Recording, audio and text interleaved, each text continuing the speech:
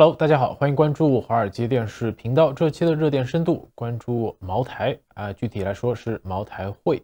香港媒体《星岛日报》的文章提到曾被视为中共高级政商俱乐部的茅台会，现在已是人去楼空。关于贵州茅台酒，可能时下最火的是茅台和瑞幸联名推出的所谓的酱香拿铁咖啡饮品。在过去1年时间，从这个冰激凌到咖啡，茅台的每一次跨界也都是收获年轻人的关注。而另一边，在北京故宫附近，曾被视为是高级政商俱乐部的茅台会也转型为茅台博物馆，是免费对公众开放。这几天，《星岛日报》的记者就去了这个茅台博物馆参观了一次。这个地方位于天安门南池子昌普河公园内。南池子大街从清朝起呢，就属于皇城之内，挨着红墙，那是紧靠北京的这个政治心脏。星岛日报的记者探访提到，这是一个四合院形式的古建筑，红门、灰瓦、雕栏画栋，那天花板上绘满茅台商标。在网上预约身份证之后，按照指定时间即可入内参观。每天可预约人数不超过20人，整个展馆面积也不大。一进茅台博物馆就能看到一幅周恩来总理桌前摆放着茅台酒的照片，两侧的玻璃展柜内陈列着从20世纪50年代至今各个时期的老酒，还有各位名人签名的酒，也包括之前北京冬奥会冠军谷爱凌。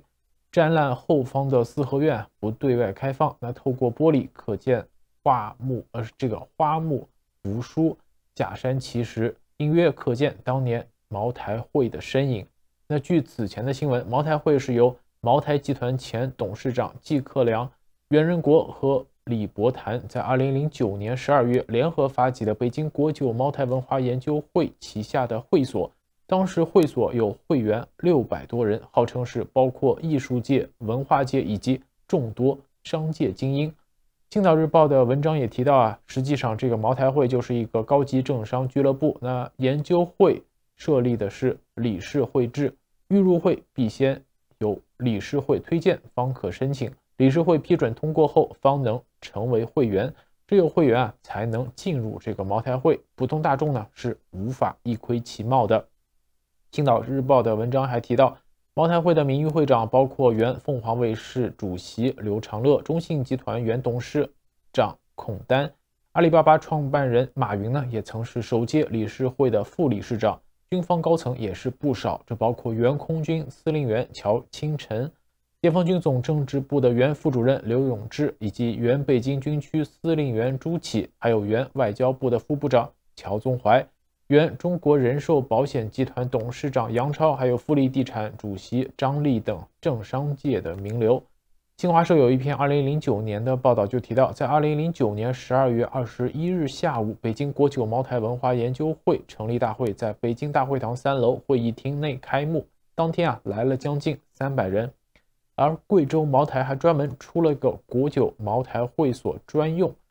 那根据某拍卖网站的描述这个版本的茅台就是贵州茅台股份公司专为国酒茅台会所量身定制的。那专业打造的年份陈酿是国酒文化研究会会员独家的限量典藏，也是仅供会员品鉴珍藏。一位中国时政观察家向华尔街电视频道就透露，茅台会就是集合了顶尖的中国军方商界文化名流、商界政商界名流的地方。但没想到的是这其中也混杂了这个国安部的监视力量。在之前习近平的大清洗中，没有把这些人一网打尽，已经是实属难得了。华尔街日报在2021年2月曾有一篇文章，其中就提到李伯潭在2009年帮助建立了这个茅台会这是一家私人会所，那直到近来还是太子党和他们的支持者常去的地方。但李伯潭的这个茅台会举办的相关活动也被习近平视为是有损中共形象。据知情人士透露，习近平在任期早些时候与高级官员的一次会议上说，你们这些人不是死在酒桌上，就是死在床上。2014年中央整治会所歪风，是严禁官员到私人会所内活动，北京也宣布市属公园内的私人会所是一律关闭。沈栋曾在一本书《这个红色赌盘》这本书中提到在2014年的1月，中共下令关闭北京的高端夜总会，而李波谈的茅台会并没有关门大吉，因为他的岳父是贾庆林，是江泽民的铁杆盟友。而另一边，茅台集团也是不断被揭发出腐败问题，多名高层落马，茅台会是逐渐人去楼空。在2018年就摇身一变，变为了茅台博物馆，落实茅台集团所谓的茅台文化底蕴和品牌优势并举的文化策略。而李波谈更是于2020年辞去了茅台会秘书长的职务。青岛日报的这篇文章最后还提到，茅台会虽是远去了，但对于茅台加咖啡的组合在当前如此火爆，有网民评论或许一针见血说权力的化身，十几块钱买一杯拿铁，买到和权力有关的幻觉。它最精妙的那层香气其实来源于权力和阶级，和酒没啥关系。其实呢，关于茅台，最近还有一件事，就是茅台集团的原董事长袁仁国已去世。根据媒体财新的报道，一名接近茅台的人士称袁仁国是在2023年的9月9日因脑溢血去世，据说是8月20多号就被送到了医院，在医院里去世的。而另一家媒体叫做红星资本局就提到，贵阳市某殡仪馆的相关工作人员透露袁仁国的遗体现在停放在殡仪馆内暂未火化，遗体是从贵州某监狱运来的。在2021年9月，袁仁国因受贿罪被判处无期徒刑，并处没收个人的全部财产。据贵阳市中级人民法院微信公众号的消息，1994年至2018年，袁仁国非法接受他人给予的财物共计折合人民币1.129亿余元。袁仁国生于1956年，是贵州人。自1975年在贵州茅台酒厂参加工作之后，整个职业生涯都是在茅台集团。袁仁国曾担任茅台集团董事长7年，上市公司贵州茅台董事长近20年。袁仁国有着酿酒大师的称号，他整个职业生涯都是在茅台集团。在茅台任职的43年中，袁仁国担任贵州茅台上市公司董事长长达18年，担任茅台集团董事长7年。也是正是在他的这个任期内茅台是经历了计划向市场的转变，公司上市成为白酒第一股，及茅台酒价格年年上涨，打击假酒、茅台酒供不应求等诸多事件。你可以认为茅台飞天炒成了一个不可思议的价格这个甚至你很难是以原价买到，那大多数都可能要归因于袁仁国。在2020年年初反腐电视专题片《国家监察》在中国的这个央视播出，专题片中就提到了袁仁国的案情。说到袁仁国从一名酿酒车间工人一步步成为了一把手，而随着职务的提升，他开始利用手中的权力违规的批售专卖店、批后门酒，搞政治攀附，通过利益输送找后台寻靠山。同时袁仁国也靠着批酒谋取巨额的私利。自2004年以来，袁仁国仅仅是他的妻子和儿女违规经营茅台酒就获利2.3亿余元，有一大批的经销商供应商也是千方百计和袁仁国拉关系、搭人脉，大搞利益输送。袁仁国办公室外的走廊曾经是每天门庭若市。贵州省纪委监委专案组的工作人员就介绍说，有一个经销商为了讨好这个袁仁国，送给袁仁国一个定制的5公斤的金鼎，上面还刻了酒罐钱仁国。而为了讨好他，那经销商给他做的这个金鼎时，特地是把里面的这个人民的人换成了袁仁国的仁义的人字，即是酒罐钱仁鼎。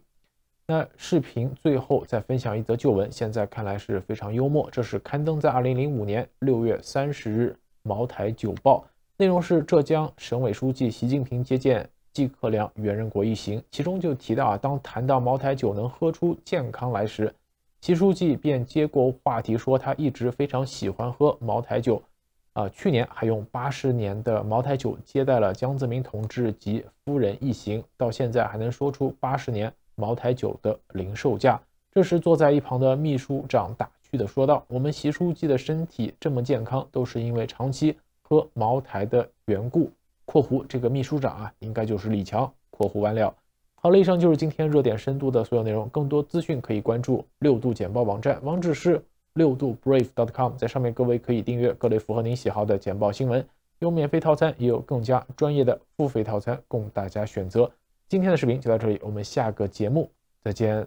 大家好，欢迎关注华尔街电视频道。这期的热点深度关注中国国防部部长李尚福。这几天围绕着中国国防部部长李尚福被调查的传闻正在迅速升温。那到9月12日，李尚福从公众视线消失已有2周。李尚福上次出席公开活动还是在8月29日的中非和平安全论坛，之后他尚未现身公众场合。那在9月8日，美国驻日大使拉姆·伊曼纽尔就在社交媒体平台 X 上写道：习主席的内阁现在就像是阿加莎·克里斯蒂的小说《无人生还》，先是外交部部长秦刚失踪，然后是火箭军司令员失踪，现在是国防部部长李尚福，2周都没有公开露面。这场事业大赛谁会获胜？中国的年轻人还是习近平的内阁？那么伊曼纽尔还在文末的 hashtag 标签上写上这个北京大楼里的神秘事件。具体或者是这个非常准确的来说这个伊曼纽尔写的是一个预言，因为在他写这一则贴文的时候，那李尚福消失在公众视线还不到2周。在北京时间的9月11日，在中国外交部例行记者会中，有记者提到外界对于李尚福可能被查的猜测，追问李尚福的下落。发言人毛宁是以我不了解你所说的情况来应对，而毛宁这样的回答让人想起中国外交部此前应对媒体追问秦刚下落时所采取的策略。中国前外交部部长秦刚自2023年的6月25日之后就未再公开露面，在7月25日遭到免职，成为中国历来在任时长最短的外交部部长。而中国官方呢，迄今没有正式对外说明秦刚被免职的具体原因以及秦刚本人的下落。一位中国时政观察家向华尔街电视频道透露说，当前李尚福被调查的传闻升温和李尚福的出身背景有关。这还要说回到2023年年初闹得沸沸扬扬的中国间谍气球事件。在这一起中国间谍气球事件中，最让习近平尴尬的并不是他对间谍气球毫不知情，而是关键是这个气球不知是失控还是有意飞到了美国领空被发现。这个现实和中国军方此前非常自信的高空监视技术形成了比较大的反差。而李尚福呢，便来自和这类气球有关的系统。李尚福毕业于中国人民解放军国防科技大学，在1982年毕业后到了中国西昌卫星发射中心工作。到2003年的12月，李尚福任总装备部中国西昌卫星发射中心的主任，后任嫦娥2号任务发射场区的这个指挥部的指挥长。在2013年的9月，李尚福接替调任第20训练基地，也就是中国酒泉卫星发射中心司令员的尚红少将，任总装备部司令部的参谋长。在2014年的12月任总装备部副部长，在2016年的1月任新成立的中国人民解放军战略支援部队副司令员兼参谋长。那么李尚福在战略支援部队既是这个军种成立的设计者之一，也是这个实际的执行具体任务的负责人。而另一边呢，李尚福还是老红军的后代，他的父亲李绍珠是原中国人民解放军铁道兵西南指挥部副司令员。在1932年2月就参加了中国工农红军，在1934年的10月参加了25000里的长征，在1934年12月加入了中国共产党。那李绍珠可以说参加过新中国成立前后几乎所有的重要战役，这包括土地革命战争抗日战争、解放战争、抗美援朝战争等等。而除了红二代的背景，李尚福又是张又侠的继任人。在2017年的9月，李尚福接替张又侠担任中央军委装备发展部部长。那如果李尚福真的被调查，那估计也会牵涉到张又侠。那根据解放军相关的公开报道，在2023年的7月26日，中共军委发布公告，要求相关人员举报自2017年10月以来军备采购招标的腐败线索。在8月30日，中共中央政治局委员中央军委副主席张又侠又在全军装备质量工作会议上强调，要以对打赢负责、对战斗力负责的态度，把装备质量搞上去，同时也要把行业风气搞纯正。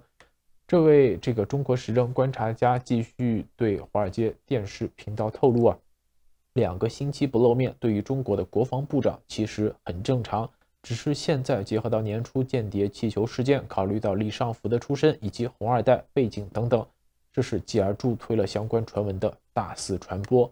中国国防部部长的新闻能见度似乎是一般少于外交部部长或国务院总理这样的职位，而就在媒体开始关注李尚福久未露面的情况时，美国乔治城大学美中全球问题对话项目高级研究员韦德宁在社交媒体平台 X 上就发文说，李尚福在8月29日才在中非论坛上讲过话，10天不被媒体报道远非不正常。日经亚洲在一篇文章《中国国防部部长2周未露面》中就提到，一位美国政府官员暗示李尚福的缺席可能与腐败有关。这位官员告诉日经新闻说解放军最持久的问题对习近平来说太大了，无法解决。那这些问题对习近平想要实现的目标有很大的影响。而李尚福是2023年3月中国全国人大上当选为新一届国防部部长，但李尚福本人早在成为国防部部长之前就引起了国际媒体的广泛关注，这是因为在2018年作为中共中央军委装备发展部部长的李尚福因涉及与俄罗斯军火商的重大交易，被当时的美国川普政府以制裁反击美国敌人法案为依据列为了制裁对象。至今李尚福仍在制裁名单上，而这一制裁也成为近一段时间以来中国军方多次拒绝美国军方进行接触的请求的理由之一。最近一次就是在2023年的6月，在新加坡举行的香格里拉亚洲安全峰会上，李尚福与美国国防部部长奥斯汀在开幕式上进行了一个简短的见面和一个简短的交谈，但李尚福是拒绝了奥斯汀有关正式会晤的建议。当时有媒体报道说，中方的原因就是美国尚未解除对李尚福的制裁。但在李尚福疑似失踪的同一段时间，外界也注意到中国的军机至少有9天的时间是停止了所谓的绕台行动。根据台湾联合报的报道，从8月底至今已经连续了9天没有中国军机越过台湾海峡中线以及西南和东南空域。而在近2年的时间中中国军机绕台的情势其实是日益突出，尤其是在2022年的8月，美国国会众议院时任议长佩洛西访台之后，中国军机更是几乎每天飞入台湾的防空识别区。而直到9月10日，台湾的国防部才获得通知说，当天台湾的军方侦获17架次中方军机的扰台行动。那中国军机短暂停止扰台行动与李尚福疑似失踪的时间是有所重合的，这让人这之间是否是有什么联系，让人产生一些联想。好了，以上就是今天热点深度的所有内容。更多资讯可以关注6度简报网，网址是6度brave.com， 在上面各位可以订阅各类符合您喜好的简报新闻，有免费套餐，也有更加专业的付费套餐供大家选择。今天的视频就到这里，我们下个节目再见。Jim has contributed so much over his remarkable career, but his most lasting contribution is the generation of thinkers, the generation of doers that he's educated, that he's mentored, that he's inspired, including me. Dr. Brzezinski also believed that one of his most enduring contributions to international affairs was shaping America's rising scholars and practitioners, including President Carter, who described himself as an eager student of Zbig, and Ian, Mark, Mika, all of whom have strived to bring us closer to what Zbig called the pragmatic fusion of American power with American principle. So, 80 years ago, when Paul Nitze came together with then Congressman Chris Herter to create this institution, they set about finding a place to house it. They settled on a decaying mansion on Florida Avenue that had once been home to a girls' school. An old basketball court served as SAIS's first library. As Jim mentioned, I had the experience of working in the original housing for SAIS, also the profound, distinct honor of temporarily occupying the office that Paul Nitze once inhabited. But as Nitze and Herter both knew, buildings, from the humblest to the grandest, are just that, buildings. It's people who infuse them with ideas and purpose. Back then, the world was reeling from the Second World War. The old order was in ruins, and Nietzsche and Herder believed that this institution should play an integral role in building a new order. SAIS graduates have been fulfilling that promise ever since. Now, we find ourselves at another hinge point in history, grappling with the fundamental question of strategy, as Nietzsche defined it. How do we get from where we are to where we want to be without being struck by disaster along the way? Today, what I want to do is set out the Biden administration's answer to that profound and vital question. So let's start with where we are. The international landscape that all of you are studying is profoundly different from the one that I encountered when I started out in government 30 years ago alongside Mr. Steinberg. The end of the Cold War brought with it the promise of an inexorable march toward greater peace and stability, international cooperation, economic interdependence, political liberalization, human rights. And indeed, the post-Cold War era ushered in remarkable progress. More than 8 billion people lifted from poverty. Historic lows in conflicts between states. Deadly diseases diminished, even eradicated. Now, not everyone benefited equally from the extraordinary gains of this period. And there were serious challenges to the order. The wars in the former Yugoslavia, the genocide in Rwanda, 9/11 in the Iraq War, the 2008 global financial crisis, Syria, the COVID pandemic, to name a few. But what we are experiencing now is more than a test of the post-Cold War order. It's the end of it. That didn't happen overnight. And what brought us to this moment will be the subject of study and debate for decades to come. But there's a growing recognition that several of the core assumptions that shaped our approach to the post-Cold War era no longer hold. Decades of relative geopolitical stability have given way to an intensifying competition with authoritarian powers, revisionist powers.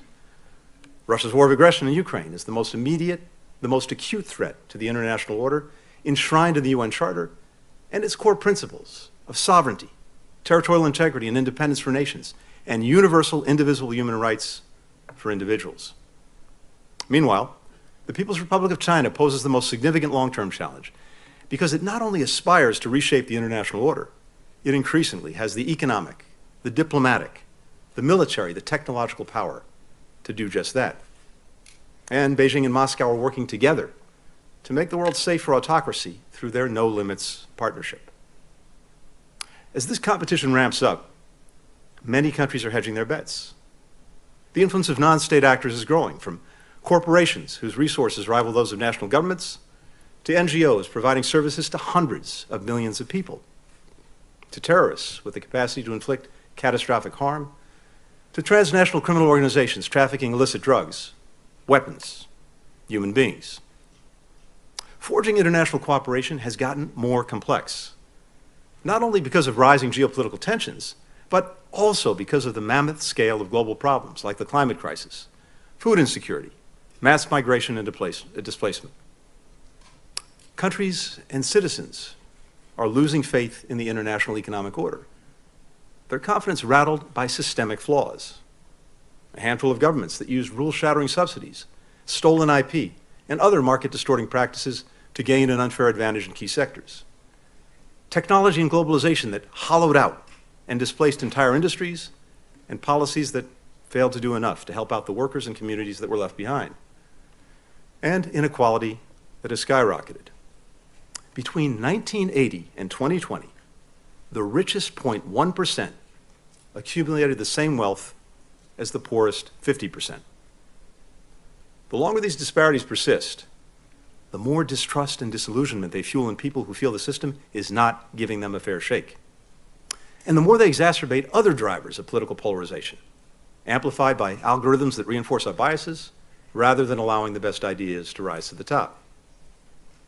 More democracies are under threat, challenged from the inside by elected leaders who exploit resentments and stoke fears, erode independent judiciaries in the media, enrich cronies, crack down on civil society and political opposition, and challenged from the outside by autocrats who spread disinformation, who weaponize corruption, who meddle in elections. Any single one of these developments would have posed a serious challenge to the post-Cold War order. Together, they've upended it. So, we find ourselves at what President Biden calls an inflection point. One era is ending, a new one is beginning. And the decisions that we make now will shape the future for decades to come. The United States is leading in this pivotal period from a position of strength. Strength grounded in both our humility and our confidence. Humility because we face challenges that no one country can address alone. Because we know we will have to earn the trust of a number of countries and citizens for whom the old order failed to deliver on many of its promises. Because we recognize that leadership starts with listening and understanding shared problems from the perspective of others so that we can find common ground. And because we face profound challenges at home, which we must overcome if we're going to lead abroad. But confidence, because we've proven time and again that when America comes together, we can do anything. Because no nation on earth has a greater capacity to mobilize others in common cause. Because our ongoing endeavor to form a more perfect union allows us to fix our flaws and renew our democracy from within. And because our vision for the future, a world that is open, free, prosperous, and secure, that vision is not America's alone, but the enduring aspiration of people in every nation, on every continent. A world where individuals are free in their daily lives and can shape their own futures, their communities, their countries. A world where every nation can choose its own path and its own partners. A world where goods, ideas, and individuals can flow freely and lawfully across land, sea, sky, and cyberspace, where technology is used to empower people, not to divide, surveil, and repress them. A world where the global economy is defined by fair competition, openness, transparency, and where prosperity is not measured only in how much countries' economies grow, but how many people share in that growth. A world that generates a race to the top in labor and environmental standards, in health, education, infrastructure, technology, security, and opportunity. A world where international law and the core principles of the UN Charter are upheld and where universal human rights are respected. We'll advance this vision guided by a sense of enlightened self-interest that has long animated U.S. leadership at its best. We helped build the international order after World War II and invested in the progress of other nations and people because we recognized that it would serve humanity's interest, but also our own. We understood that even as the most powerful nation on earth, forging shared global rules, accepting certain constraints, and supporting the success of others would ultimately make the American people more prosperous, more peaceful, more secure. It still does. Indeed, America's enlightened self-interest in preserving and strengthening this order has never been greater. Now, our competitors have a fundamentally different vision. They see a world defined by a single imperative: regime preservation and enrichment. A world where authoritarians are free to control, coerce, and crush their people, their neighbors, and anyone else standing in the way of this all-consuming goal. Our competitors claim that the existing order is a Western imposition, when in fact the norms and values that anchor it are universal in aspiration and enshrined in international law that they've signed on to. They claim that what governments do within their borders is their business alone, and that human rights are subjective values that vary from one society to another. They believe that big countries are entitled to spheres of influence, that power and proximity give them the prerogative to dictate their choices to others. The contrast between these two visions could not be clearer, and the stakes of the competition we face could not be higher for the world and for the American people. When President Biden asked me to serve as Secretary of State, he made clear that my job was to deliver, first and foremost, for the American people. And he insisted that we answer two fundamental questions. How can America's engagement abroad make us stronger here at home? And how can we leverage America's renewal at home to make us stronger in the world? Our answers to those questions have guided President Biden's strategy since day one. We started by investing in ourselves at home so the U.S. is in the strongest position to compete and to lead in the world. As George Kennan reminds us, much depends on the health and vigor of our own society. And President Biden and our Congress have made America's biggest investments, in generations in shoring up our health and vigor. We're upgrading infrastructure, boosting research, bolstering the key industries and technologies of the 21st century, recharging our manufacturing base, leading the global energy transition. More than at any point in my career, in my lifetime, our domestic and foreign policy are fully integrated. In no small part thanks to National Security Advisor Jake Sullivan, who's played a leading role in crafting our modern industrial and innovation strategy and aligning it with our foreign policy. Our domestic renewal reinforces and is reinforced by American leadership in the world. And that's where the power and purpose of American diplomacy comes in. At the core of our strategy is re-engaging, revitalizing, reimagining our greatest strategic asset, America's alliances and partnerships. We're working with purpose and urgency to deepen, broaden, and align our friends in new ways so that we can meet the three defining tests of this emerging era: a fierce and lasting strategic competition, global challenges that pose existential threats to lives and livelihoods everywhere, and the urgent need to rebalance our technological future and our economic future so our interdependence is a source of strength, not vulnerability. We're doing this through what I like to call diplomatic variable geometry. We start with the problem that we need to solve, and we work back from there, assembling the group of partners that's the right size and the right shape to address it. We're intentional about determining the combination that's truly fit for purpose. These coalitions don't exist in a vacuum. Creating and strengthening any one group brings capabilities that can be used across America's vast network of partners. And the more coalitions we build, the more we can find new synergies between and among them, including in ways that we may not have fully anticipated. And together, the whole becomes much greater than the sum of the parts. Fellow democracies have always been our first port of call for cooperation. They always will be. That's why President Biden convened 2 summits for democracy to bring together leaders from democracies, big and small, emerging and established, to tackle the shared challenges we face.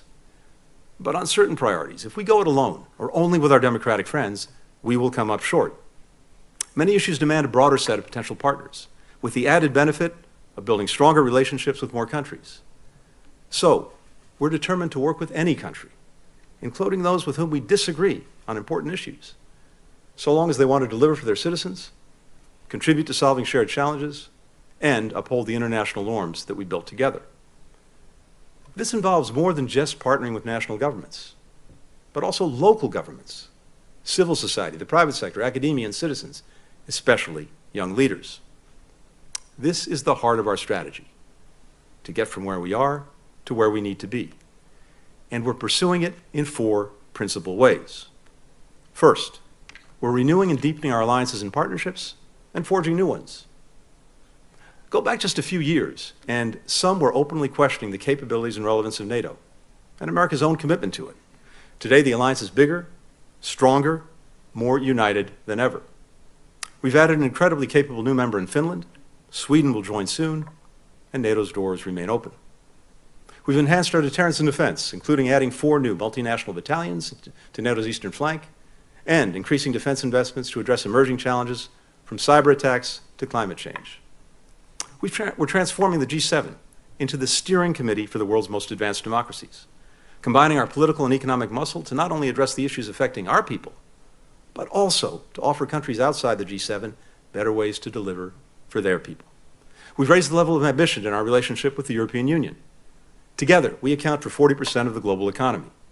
We're using that power to shape our technological and economic future to reflect our shared democratic values.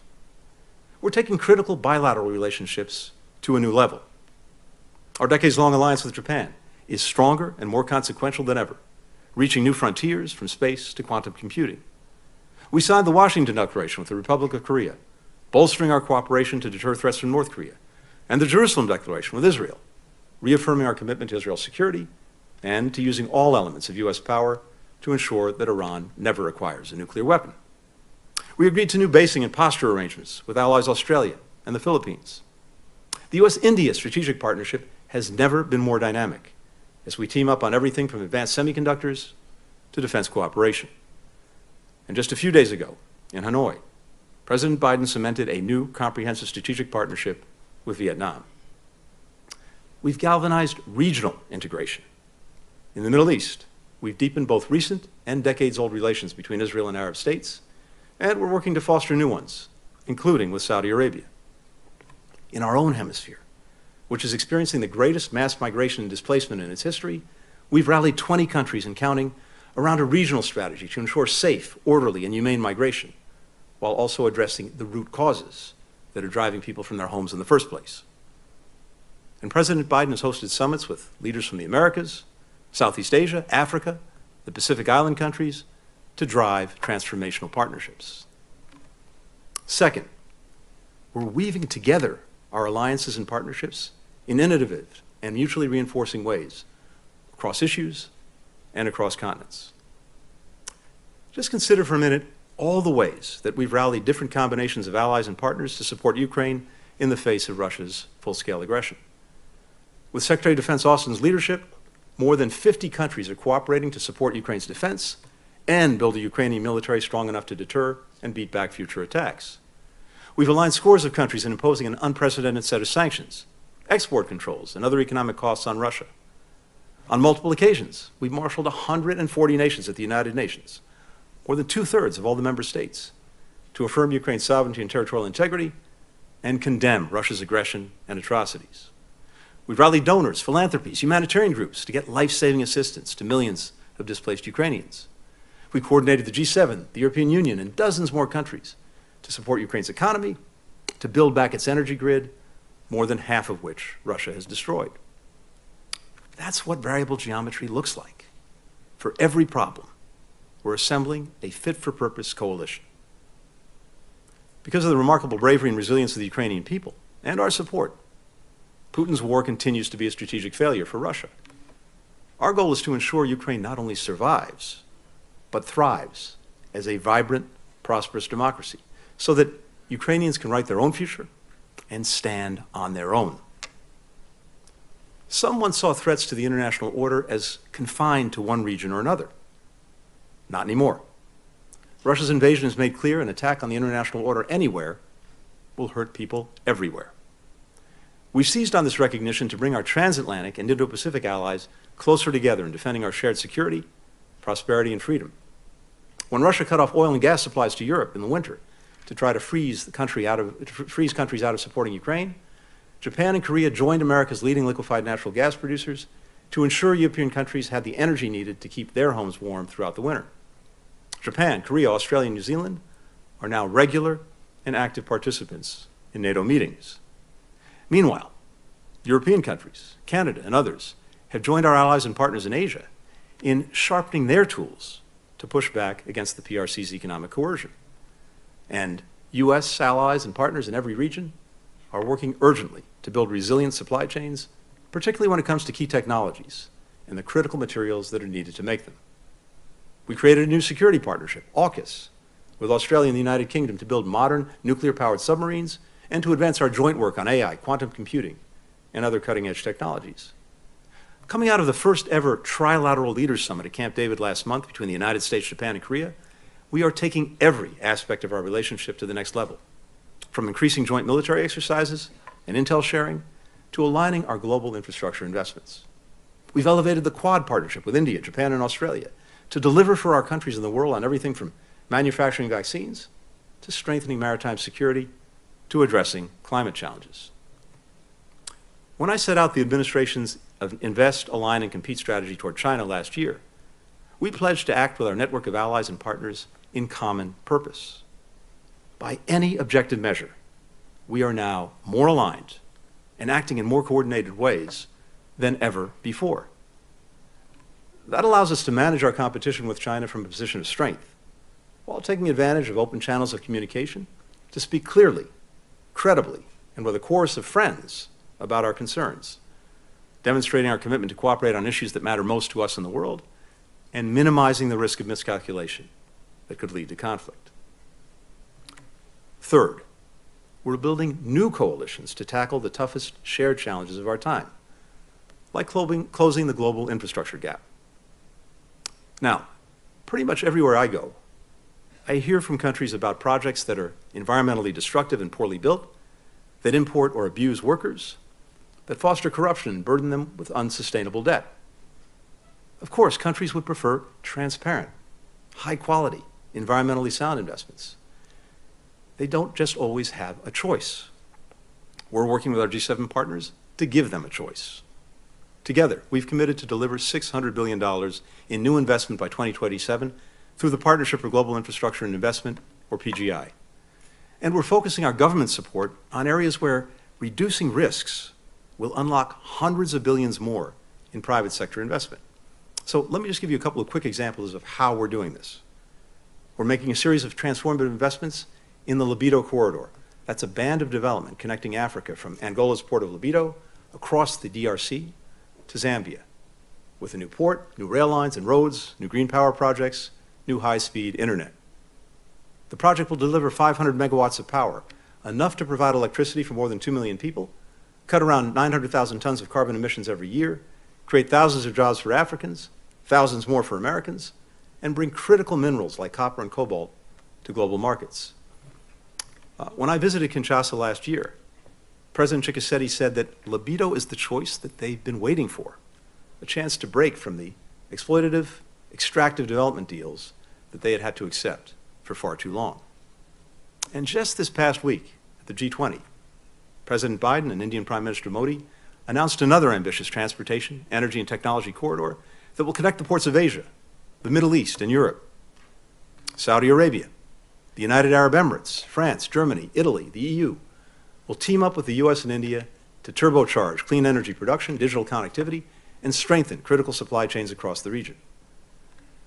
These and other efforts to build infrastructure in developing countries are ultimately investments in our own future, creating more stable, prosperous partners for the United States, more markets for American workers, businesses, and investors, and a more sustainable planet for our children. Making a stronger offer for our partners is a good deal for America, too. The same is true for our leadership to address the global food crisis. More than 700 million people worldwide face food insecurity, fueled by COVID, climate, and conflict, exacerbated now by Russia blocking the flow of grain from Ukraine, the world's breadbasket. Now, I've had a chance to listen to leaders in countries that have been the hardest hit by this crisis.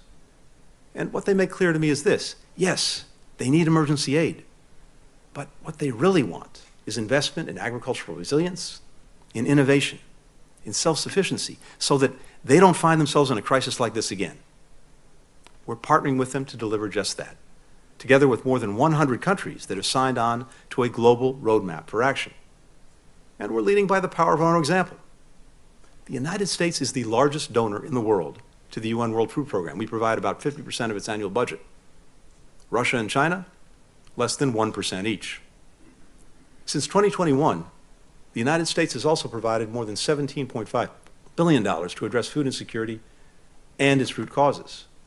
That includes more than $1 billion every year toward Feed the Future, the USAID flagship program, our partnership with 40 countries to strengthen food systems. And it includes our support for something called VAX, a new program we launched with the African Union and the UN to identify the most nutritious African crops, to breed their most climate-resilient varieties, and to improve the soil that they grow in. The more countries can feed their own people, the more prosperous and more stable partners they'll be. The less they can be victimized by countries willing to cut off food and fertilizer. The less support they'll need from international donors. The more abundant the global food supply will be, lowering prices in markets everywhere, including in the United States. We're bringing a similar approach to emerging technologies like artificial intelligence. In July, President Biden announced a new set of voluntary commitments from 7 leading AI companies to develop safe, secure, and trustworthy AI systems. And just yesterday, 8 more leading companies signed on. These commitments are the foundation for our engagement with a wide range of partners to forge an international consensus around how to minimize the risks and maximize the potential of rapid AI advances. We're starting with our closest partners, like the G7, where we're designing an international code of conduct for private actors and governments developing advanced AI and common regulatory principles, and partners like the United Kingdom, which is convening a global summit on AI safety to better identify and mitigate longer-term risks. Now, for these norms to be effective, we'll need to bring a wide range of voices and views into the discussion, including developing countries. We're committed to doing just that. Shaping AI's use is critical to preserving America's competitive edge in this technology and also fostering AI innovation that actually benefits people everywhere, like helping predict individuals' risk of deadly disease or forecasting the impact of more severe, more frequent storms. That's the idea behind a meeting I'll host at the UN General Assembly next week to focus governments, tech firms, civil society on using AI to advance the Sustainable Development Goals. Let me give you just one final example of how we're building a new coalition to address a problem that many people probably didn't think of as a foreign policy issue: synthetic drugs. Last year alone, nearly 110,000 Americans died of a drug overdose. 2/3 of those deaths involve synthetic opioids, making synthetic opioids the #1 killer of Americans aged 18 to 49. The crisis cost the United States nearly $1.5 trillion in 2020 alone, to say nothing of the suffering it's inflicting on families and communities across our country. We're not alone in this. Every region is experiencing an alarming rise in synthetic drugs, and no one country can solve this problem. That's why we created a new global coalition to prevent the illicit manufacturing and trafficking of synthetic drugs, to detect emerging threats and patterns of use, to advance public health responses. More than 100 governments and a dozen international organizations have joined that coalition. Together, we're aligning joint priorities, identifying effective policies, integrating healthcare providers, chemical manufacturers, social media platforms, and other key stakeholders in our efforts. We'll meet next week in New York to broaden this work. Of course, these are far from the only areas where we're building or sustaining coalitions. We're also using them to address security threats, from the multinational task force we set up to protect the ships crossing the Straits of Hormuz, to the long-standing coalition of countries that we created to defeat ISIS. We continue to partner with governments, with regional organizations, and citizens, to press for diplomatic solutions to conflicts new and old, from Ethiopia and eastern DRC, to Armenia and Azerbaijan, to Yemen, where we help forge and maintain a delicate truce. Our mediation helped Israel and Lebanon reach a historic agreement to establish a maritime boundary between their countries, enabling the development of significant energy reserves to the benefit of people in both countries and beyond. The more we bring together allies and partners to make real progress on critical issues like infrastructure, like food security, like AI, like synthetic drugs, like conflicts new and old, the more we demonstrate the strength of our offer. Take any recent challenge where nations around the world have looked to powerful countries to lead. At best, our competitors have sat on the sidelines, closed their checkbooks. At worst, they've made bad problems even worse and profited from others' suffering, extracting political concessions in order to sell countries vaccines, deploying mercenaries who make unstable places less secure, plunder local resources, and commit atrocities, turning people's basic needs for heat, for gas, for food, for technology, into a cudgel to threaten and coerce them. At this critical inflection point, we're showing countries who we are. So are our competitors. Finally, we're bringing our old and new coalitions together to strengthen the international institutions that are vital to tackling global challenges. That starts with showing up. When the United States has a seat at the table, we can shape the international institutions and the norms that they produce to reflect the interests and values of the American people and advance our vision for the future. Upon taking office, President Biden moved swiftly to rejoin the Paris Climate Accords, the World Health Organization. We won back a seat on the UN Human Rights Council. We recently rejoined UNESCO, the United Nations educational, scientific, and cultural organization that will play a role in shaping the norms that define artificial intelligence. We've competed intensely to elect the most qualified leaders to head international standard-setting agencies like the UN International Telecommunications Union and the International Organization for Migration. Not only were the two Americans who won these races the best candidates for the job, each is also the first woman to lead her respective institution. Now, however imperfect these institutions may be, there's no substitute for the legitimacy, and capabilities that they bring to bear on issues that matter to our people. So we have an abiding self-interest in working through them and in making them work better. And not just for the United States, but for everyone. The more people and nations around the world see the UN and organizations like it representing their interests, their values, their hopes, the more effective these institutions will be, and the more we can rely on them.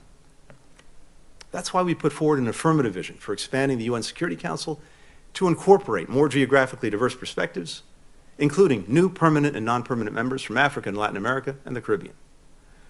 With Secretary Yellen's leadership, we're making a major push to revitalize and reform the multilateral development banks so that they can meet the pressing needs of low and middle income countries who are facing a perfect storm of challenges. The growing impact of the climate crisis, economic fallout from COVID, inflation, and crushing debt. President Biden is working with Congress to unlock new lending capacity for the World Bank and the International Monetary Fund to provide more financing at cheaper rates for investment in climate mitigation, in public health, and other critical issues in these countries. Together, these U.S.-led initiatives would generate nearly $50 billion in lending for low and middle-income countries. And with our strong push, the World Bank will soon enable countries to defer debt payments after climate shocks and natural disasters. When we strengthen international institutions, and when they deliver on their core promises to ensure security, to expand opportunity, to protect rights, we build a broader coalition of citizens and countries who see the international order as something that improves their lives in real ways and deserves to be upheld and defended.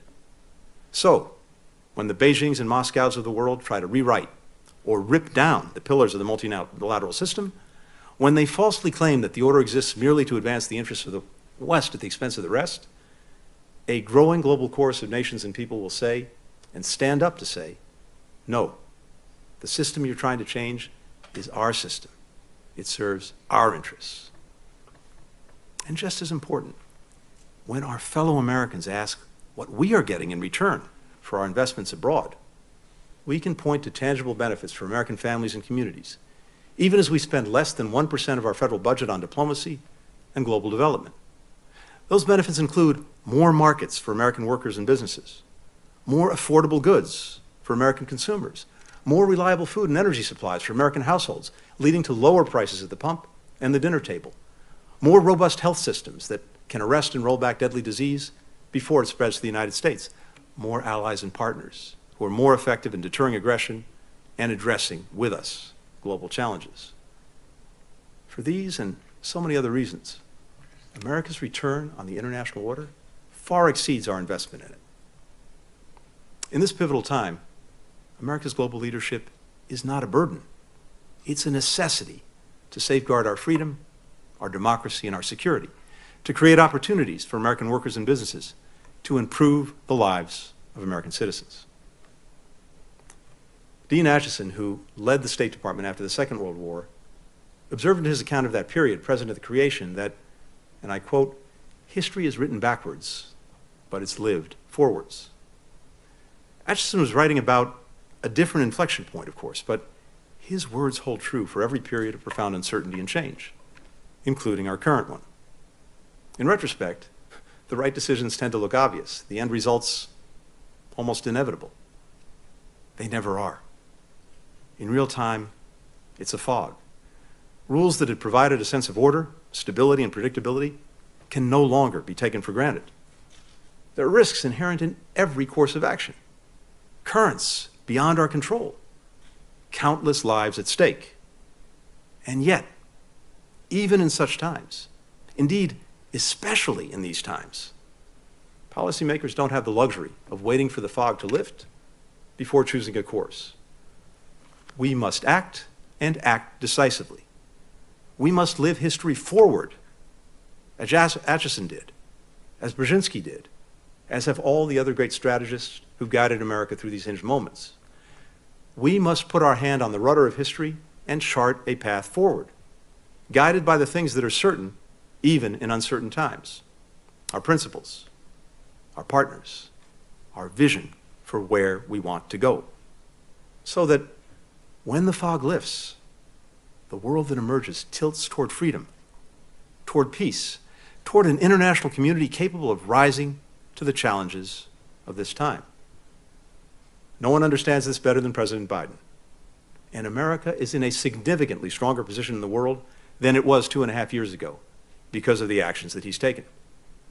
I'm convinced that decades from now, when the history of this period is written, maybe by some of you, it will show that the way we acted, decisively, strategically, with humility and confidence, to reimagine the power and purpose of U.S. diplomacy, we secured America's future, we delivered for our people, we laid the foundation for a more free, a more open, a more prosperous era for the American people and for people around the world.